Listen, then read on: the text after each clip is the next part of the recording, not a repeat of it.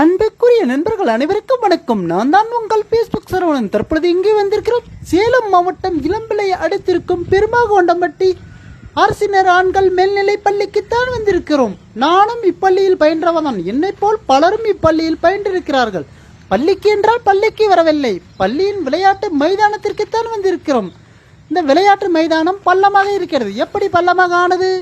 சாலை உயரப்படுத்திய காரணத்தால் மைதானம் பள்ளமாக ஆனது. ஆகையால் மழை காலங்களில் இம்மைதானத்தில் தண்ணீர் நிற்கும். தண்ணீர் வெளியேற வழியில்லை. ஆகையால் இதில் தட்டு போன்ற ஒரு செடி ஆள் உயரத்துக்கு பல மாதங்களாக வளர்ந்து நிற்கிறது.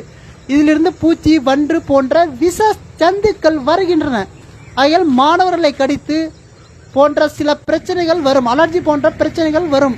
ஆகையால் இச்செடிகளை அப்புறப்படுத்த அரசுக்கு கோரிக்கை. நான் யாரையும் குறை சொல்லவில்லை, அரசுக்கு கோரிக்கையாகத்தான் வைக்கிறேன். மாணவர்கள் நலனுக்காகத்தான், எனக்காக கிடையாது, என்னுடைய விளம்பரத்துக்காக கிடையாது. அரசு இதனை கோரிக்கையாக ஏற்றுக்கொண்டு இச்செடிகளை அப்புறப்படுத்த வேண்டி கோரிக்கை. வணக்கம், நன்றி.